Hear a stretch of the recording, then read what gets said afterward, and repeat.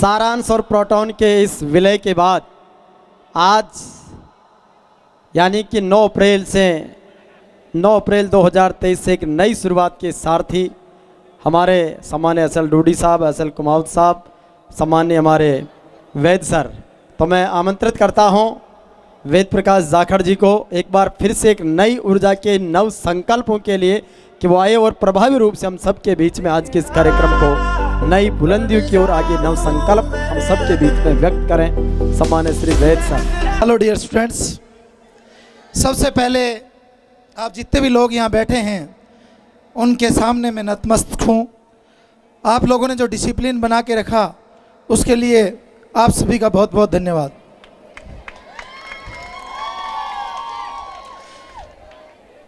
मैं कुछ दिन पहले एक अखबार पढ़ रहा था।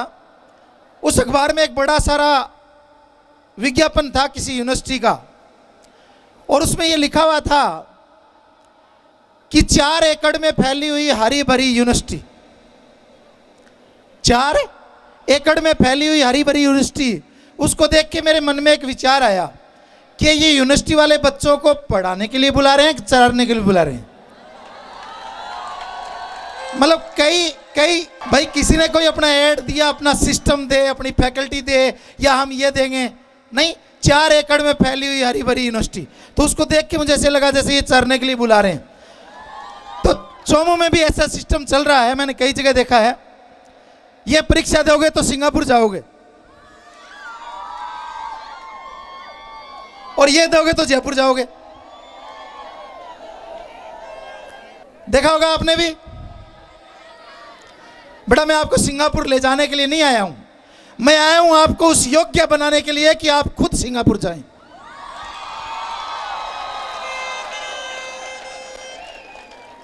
याद रखिएगा, बैसाखी पकड़ाने का काम हमारा नहीं है। आपके पैरों पे खड़ा होके आपको चलाने का काम, आपको वहां तक पहुंचाने का काम हमारा है। तो ये जो आप लोग देखते हो आजकल जो भ्रम फैलाया जा रहा है, तो भैया सिंगापुर अपने कदमों पे जाएं और अपने माँ बाप को भी साथ लेके जाएं जब आप उस योग्य बने। और मेरा वादा है एक दिन हम आपको इस योग्य बना देंगे। एक शख्स था जिसका नाम हम सबने सुना है, नेपोलियन बोनापार्ट। सभी ने सुना होगा। वो एक अजय योद्धा था, हारा नहीं। और वो कहता था इम्पॉसिबल शब्द मेरी डिक्शनरी में है ही नहीं। आखिर वजह क्या थी? आप जैसे IIT लगता है या नीट आपको लगता है, बच्चों को बहुत सारों को बहुत टफ लगता होगा। अभी अभी डरा भी रहे थे, मैडम भी डरा रही थी, आगे बहुत पढ़ना पड़ेगा। और अभी बच्चे आए वो भी डरा रहे थे, आगे बहुत पढ़ना पड़ेगा। भैया तुम बहुत पढ़ रहे हो, इससे ज़्यादा कहीं नहीं पढ़ना पड़ेगा, सब बावड़े बना रहे हैं। आप खूब पढ़ रहे हो यार, है ना। तो डरने की जरूरत नहीं है, डरने की जरूरत है नहीं है। नेपोलियन बोनापार्ट एक बहुत बड़ा सेनापति था। याद रखिएगा मेरी बात, आज से मैं क्या काम करना चाहता हूं उसको समझिएगा। नेपोलियन बोनापार्ट को जब एक राज्य जीतने, किंगडम जीतने के लिए जाना था, तो जब उसने सेना के सामने अनाउंस किया कि ये हैंसबर्ग है, इसको जीत करके हम वापस आएंगे, तो सेना में एक बात फैली। किसी ने कहा यार उसके बीच में तो अल्पास पर्वत पड़ता है, हैंसबर्ग को तो कोई जीत ही नहीं सकता, उस पहाड़ पर आज तक कोई चढ़ा ही नहीं, सेना क्या चढ़ेगी, अकेला ही नहीं चढ़ेगा। याद रखिएगा मेरी बात कि नेपोलियन बोनापार्ट किस शख्स का नाम है, और आज 500 साल बाद में उस शख्स का नाम मैं ले रहा हूं, वो इसीलिए ले रहा हूं। तो सेना पीछे खिसक गई। जैसे ही सेना पीछे खिसकने लगी, सेनापति आगे आया। नेपोलियन ने पूछा वापस क्यों हो रहे हो भाई? सेना ने कहा बीच में अल्पास पर्वत है, उस पर कोई चढ़ ही नहीं पाया, हम क्या जाएंगे। देखिएगा एक चतुर सेनापति और एक साहसिक सेनापति क्या होता है। नेपोलियन ने अपने सेना को कहा वापस जाने की जरूरत नहीं है, मैं एक ऐसा रास्ता जानता हूं जो एक छोटे पर्वत से ऊपर जाके नीचे उतरेगा, वहां हैंसबर्ग है और उसको जीत करके हम आएंगे। सेना बड़ी खुश हुई कि क्या सेनापति मिला है, ऐसा रास्ता भी जानता है, एक छोटे पहाड़ से जाकर के जीत करके आ जाएंगे। सारी सेना में जोश भर दिया। जैसे ही सेना आगे बढ़ी, एक बड़ा सारा पहाड़ आया। सारी सेना खड़ी हो गई कि देखो सेनापति साहब, ये अल्पास है, कितना ऊंचा है। उसने कहा बेवकूफो, ये अल्पास नहीं है, इस पहाड़ पे खड़े होके देखना तब आपको अल्पास दिखेगा, ये तो उसका आधा ही नहीं है।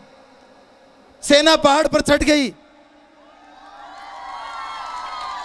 सेना पहाड़ पर चढ़ गई और पूछा, सेनापति साहब अल्पास कहाँ है?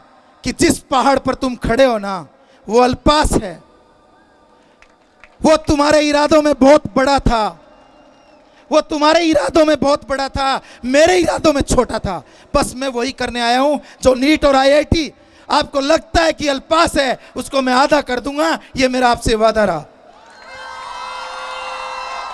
बस साथ आपको देना होगा। ये हमने कॉम्बिनेशन ऐसे ही नहीं बनाया है, ये बहुत सोच समझ के बनाया है। साथ आपको देना होगा।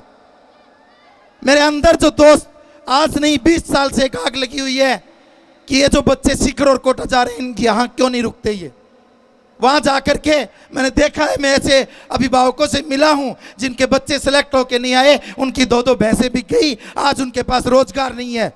दुख होता है इस बात पे कि एक बच्चा अपने 5-5 लाख रुपए कमा करके वापस आ जाता है। वही काम यहाँ पे 20,000, 30,000, 40,000 में हो रहा है।